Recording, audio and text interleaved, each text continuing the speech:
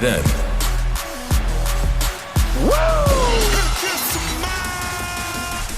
now, acknowledge me. The king of kings. You can't see me. Forever.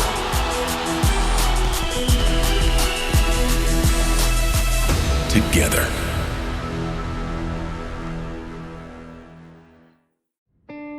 Despite being victorious, Bret Hart's post-match attack on Steve Austin only served to galvanize the fans into fully supporting Stone Cold. And Austin, even in defeat, would only increase his reputation by living up to his word, refusing to surrender in the match. Steve Austin fighting the sharpshooter with everything he has remains an enduring WrestleMania moment in a career filled with them. 4 years later, Austin found himself in a very different position in WWE. Taken out in a heinous attack at the 1999 Survivor Series, Austin would be out for nearly a year before returning at No Mercy in 2000.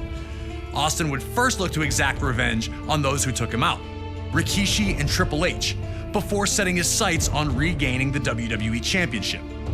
Stone Cold would then head to the 2001 Royal Rumble, entering at number 27. Before he could enter the ring, he'd again be attacked by Triple H, looking to avenge Austin's interference earlier in the night. Austin was in bad shape, but somehow managed to emerge victorious, securing his opportunity to compete for the WWE Championship at WrestleMania 17. Defending against Austin would be The Rock, Austin's main rival for years. The two legends personify the Attitude Era, and had previously met for the WWE Championship in the main event of WrestleMania 15. That night, Stone Cold managed to defeat the corporate champ to regain the championship. On that same night that Rock captured the WWE Championship at No Way Out 2001, Austin would face Triple H in a 3 stages of hell match. Each fall would be held under different rules: a standard match, a street fight, and then a steel cage if necessary. While Austin took the early lead in winning the first fall, he'd lose the next 2 in a heartbreaker to Triple H. The loss shook Austin, who felt the wave of momentum he was riding should have been unstoppable. Heading into WrestleMania, Austin would speak openly about how he didn't just want the win, but that he needed it. I need to beat you, Rock. I need it more than anything that you can ever imagine. When you headline an event, you've got to be on top of your game, be in the best of your game to put on a show and to warrant that main event status. Austin was going to do everything he could to guarantee the nearly 68,000 attending in his home state of Texas would not be disappointed. The People's Champ had other ideas. He had worked hard while Austin was out to establish himself as the man in WWE, and the opportunity to prove his status with this WrestleMania rematch had the Brahma Bull almost bursting at the seams. If anything was for sure, it was that The Rock would do one thing, and one thing only. Just bring it! He'd been through the battles, he'd come into his own, nothing was handed to him, he earned it all, and he turned himself into the most electrifying man in sports entertainment.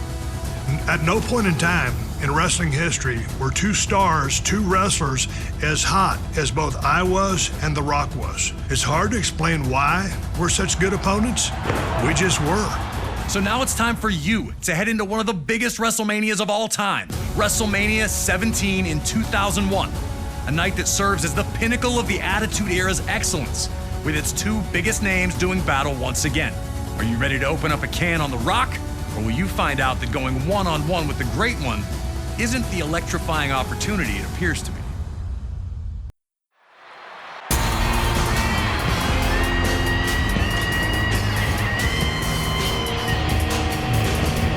Before the bell could even make this match official, the action was underway. Austin was proving that he'd do anything to win, first attacking Rock while his back was turned, and then looking to use the WWE Championship. Rock had a brief moment where he unloaded some of his trademark rights, but then ran into Austin's Thesz press. Austin was wrestling with a hint of desperation not usually seen from him. A very, very fast start for Austin as he'd use a couple of his running elbows to rattle Rocky in the early moments. Was The Rock not ready for Austin's tactics? Would he be able to get back into the match quickly before Austin really started stomping a mud hole?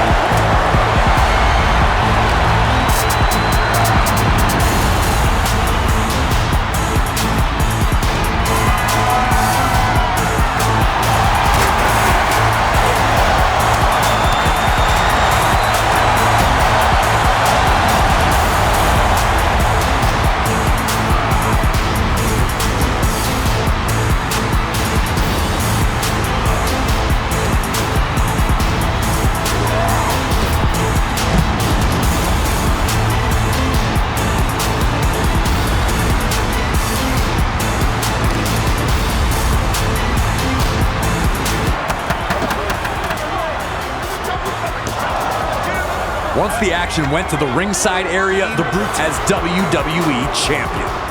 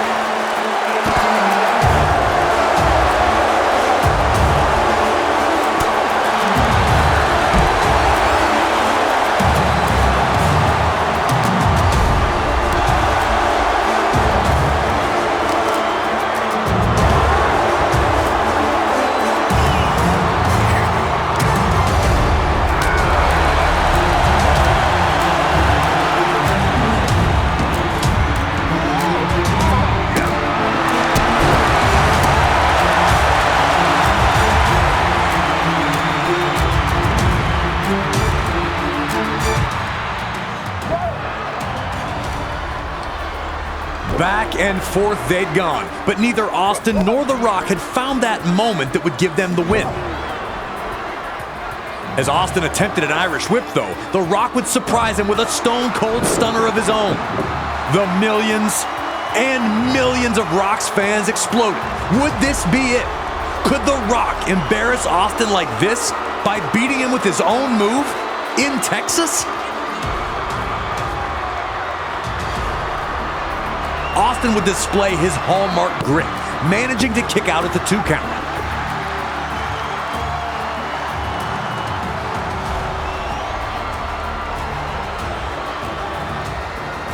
And while the two men laid on the mat, trying to find the spark to get back to their feet, Mr. McMahon would make his entrance.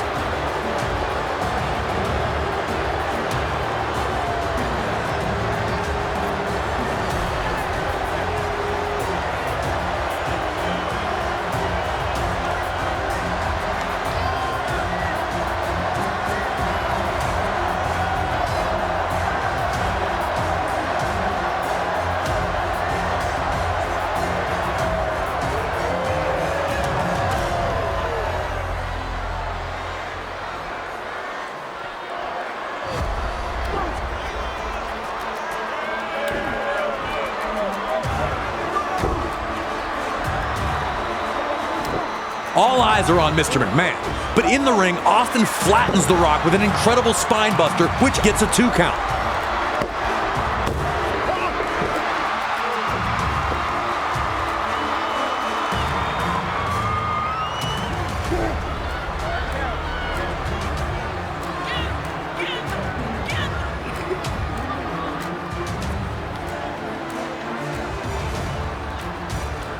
Caught up in his frustration, Austin blindly rushes at Rock, who now flattens Austin with his spine buster.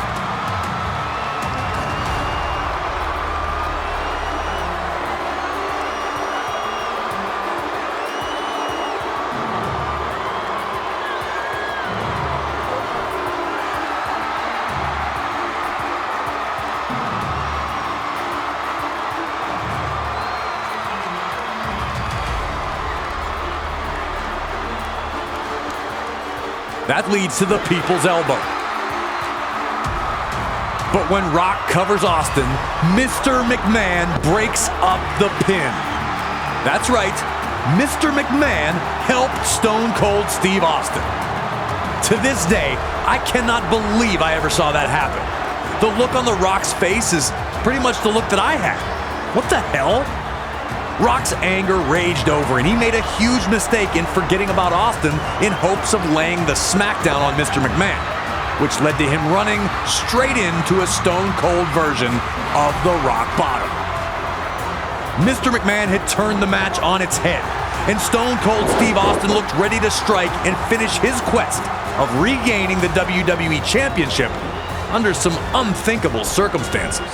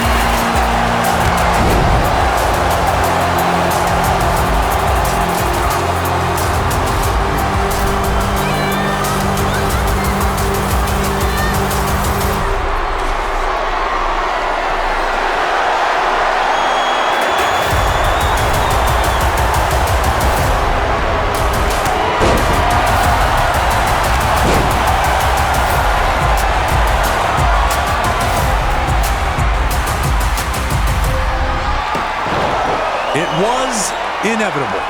Stone Cold was going to win, and it was obvious to everyone watching. The Rock had been able to get back into it once Mr. McMahon had arrived. Now Stone Cold was obliterating The Rock with a chair as Mr. McMahon instructed him, and all we could do was watch.